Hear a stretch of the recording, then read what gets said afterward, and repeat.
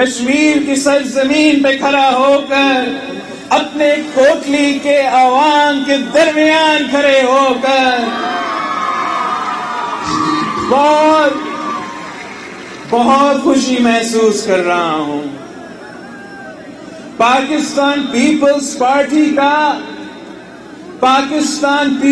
Party کا تو بنیاد کشمیر کے عوام اور کشمیر کے مسئلہ سے بنا تھا.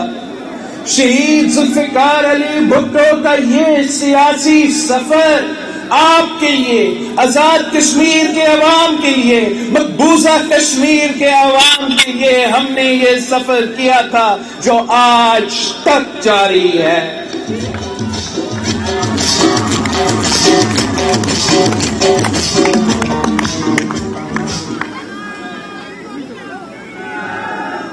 ہم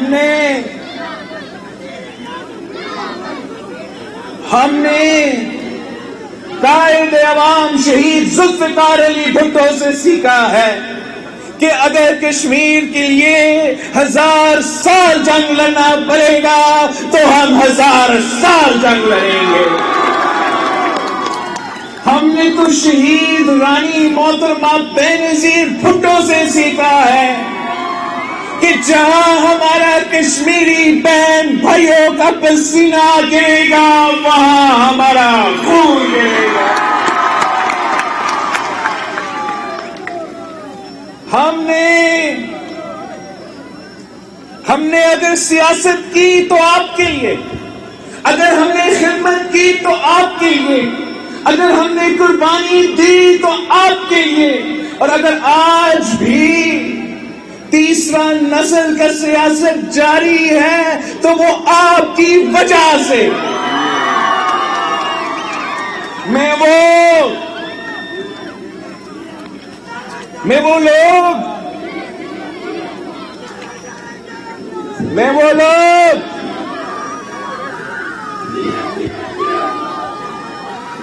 جو کہتے ہیں کہ پاکستان پیپلز پارٹی ختم ہو گیا ہے، میں ان لوگوں کو کوٹلی کے عوام کا جذبہ دکھاتا ہوں، کوٹلی کے عوام کا نعرہ دکھاتا ہوں. پاکستان پیپلز پارٹی کا سیاست آج بھی کراچی سے کشمیر تک ہے.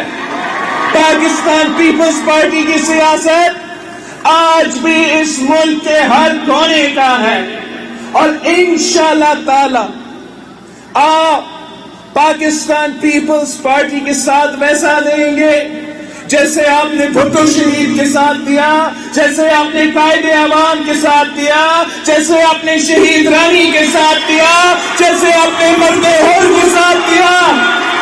تو پھر ہم پاکستان کی سیاست کا رخ تبدیل کر دیں گے.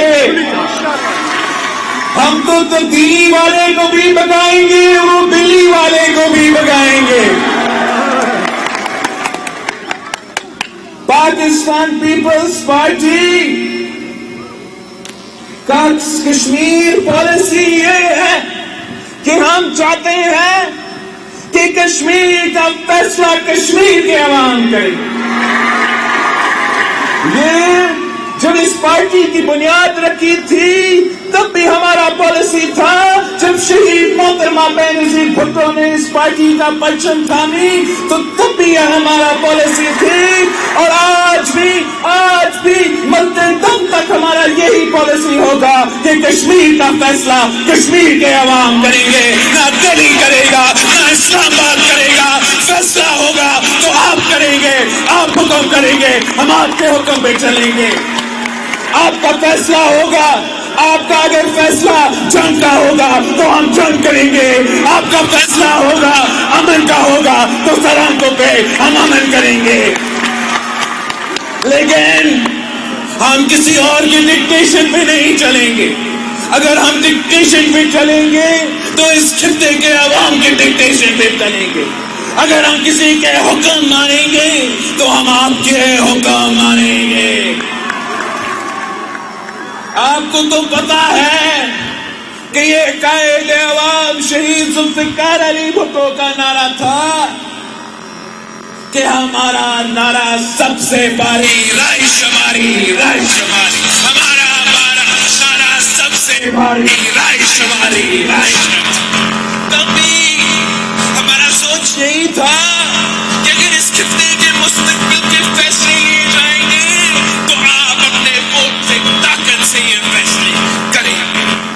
اور آج بھی جب ہم اس کٹپٹلی کے سامنے، اس بزدل کٹپٹلی کے سامنے نیشنل اسمبلی میں کھڑے ہو کر کہتے ہیں کہ کشمیر کا سودا نامنظور، کشمیر کا سودا، کشمیر کا سودا، تو پھر وہی ہمارا موقف ہے کہ ہم ان کا سودا نہیں مانتے ہیں، ہم آپ کے حکم مانتے ہیں، ہم آپ کی مرضی مانتے ہیں اور ہم آپ کے حکم پہ چلیں۔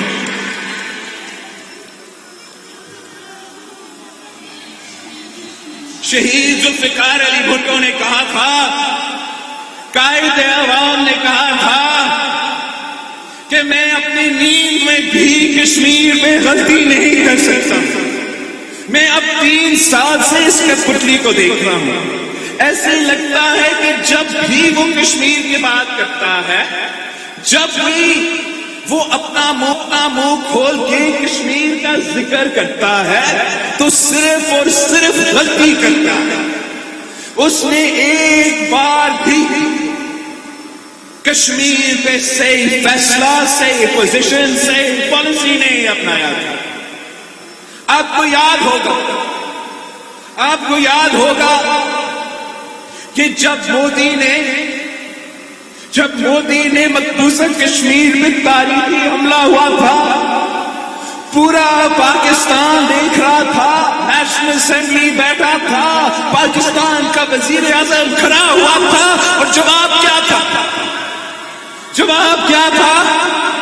میں کیا کروں؟ جواب کیا تھا؟ جواب کیا تھا کہ ہر جمعہ ہم سڑک پہ کھڑا ہوں گے، اور آپ نے ہر جمعہ دیکھا وہ وعدہ بھی پورا نہیں کر سکا۔ جواب کیا تھا کہ ہم کشمیر ہائی وے کا نام سری نگر ہائی وے۔ ہمیں تو قائد عوام شہید ذوالفقار علی بھٹو یاد ہے۔ جب مقبوضہ کشمیر میں ظلم ہوتا تھا تو قائد عوام اسٹرائک کا کال دیتا تھا، نہ صرف آزاد کشمیر اس کے ساتھ دیتا تھا مگر پورا کا پورا مقبوضہ کشمیر میں شٹر ہو جاتا۔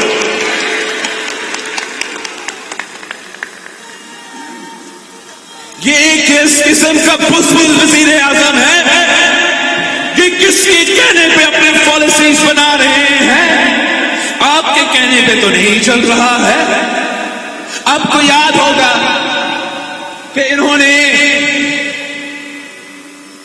مخصوص سوچ رکھنے والوں نے قائد عوام کو سیکیورٹی رسک قرار دیا۔ قائد عوام جس نے اسلامی جمہوری پاکستان کا بنیاد رکھا تھا، قائد عوام جو OIC کانفرنس کا، مسلم امہ کا OIC کانفرنس کا چیئرمین تھا، قائد عوام جس نے اٹامک بم کا بنیاد رکھا، آپ کو اٹامک کا طاقت دلوایا تھا، قائد عوام کو سیکیورٹی رسک قرار دیا۔ شہید رانی کو جس نے ہمیں میزائل ٹیکنالوجی دی، جس نے اس ملک کے مسائل پروگرام کی بنیاد رکھی، شہید رانی کو سیکیورٹی رسک قرار دیا۔ میں انہی لوگوں سے پوچھتا ہوں، میں ان سے پوچھنا چاہتا ہوں کہ کیا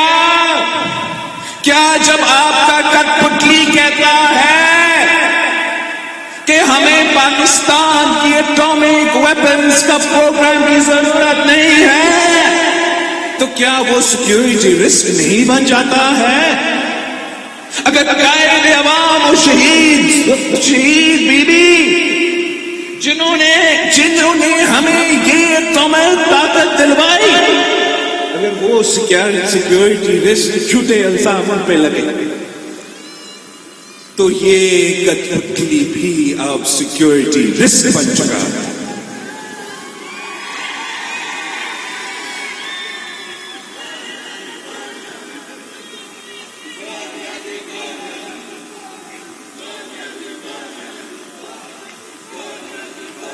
اگر مقبوضہ کشمیر کے عوام مودی کا ظلم، مودی کی پالیسی، ہندوتوا کو آر ایس ایس کا ریزسٹ کر رہے ہیں، مقابلہ کر رہے ہیں، جدوجہد کر رہے ہیں، تو یہاں آزاد کشمیر کے عوام اس عمران کی مہنگائی، اس عمران کی بے روزگاری، اس عمران کی غربت، اس عمران کی معاشی تباہی، اس عمران کی معاشی مہنگائی کی سونامی کا مقابلہ کر رہے ہیں، اس معاشی بحران کا مقابلہ کر رہے ہیں جو اس نالائق نااہل وزیر اعظم کی معاشی پالیسیز کی وجہ سے آپ بھگت ہوئے. آپ کو تو جس طریقے سے ابھی میں بجٹ سیشن سے ہو کر آیا ہوں، آپ کو پتا ہے کہ جس طریقے سے وہ عام آدمی سے، عام پاکستانی سے ٹیکس کے نام پہ ان کے خون چوس رہے ہیں، اب تو وہ آزاد کشمیر کو بھی نہیں چھوڑ رہے ہیں. آپ کے بھی انرجی منصوبے پہ ٹیکس لگانے کی کوشش کر رہے ہیں. انہوں نے اس ملک کی عام آدمی کو، اس ملک کے سفید پوش طبقہ کو، اس ملک کے محنت کش کسان، مزدور، ہر چھوٹا تاجر ایک عذاب میں ڈالا ہے. جس تیزی سے مہنگائی، غربت اور بے روزگاری بڑھ رہی ہے، تاریخ میں اتنا نہیں بڑھی ہے. ہم پاکستان میں جتنا مہنگائی ہے اتنا تو نہ بھارت میں ہے، نہ افغانستان میں ہے، نہ بنگلہ دیش میں ہے، صرف عمران خان کی پاکستان میں ہے. عمران کی تبدیلی کی اصل چہرہ یہ مہنگائی ہے. عمران کی تبدیلی کے اصل چہرہ یہ بے روزگاری ہے. عمران کی تبدیلی کی اصل چہرہ یہ غربت ہے. اور جس طریقے سے انہوں نے پاکستان میں جھوٹ پہ بنیاد پہ، ٹالی کے بنیاد پہ اس مصیبت سلیکٹڈ کو مسلط کیا گیا ہے، یہ اب آپ کا فرض ہے، آپ پہ یہ فرض ہے، آپ نے گھر گھر جانا ہے، آپ نے گھر گھر جا کے سمجھانا ہے کہ یہاں بھی کوشش جاری ہے، یہاں بھی ان کا کوشش جاری ہے کہ یہاں بھی ایک کٹپٹلی وزیر اعظم ہو جو وزیر اعظم جو اسلام آباد کی کٹپٹلی کے جواب دے.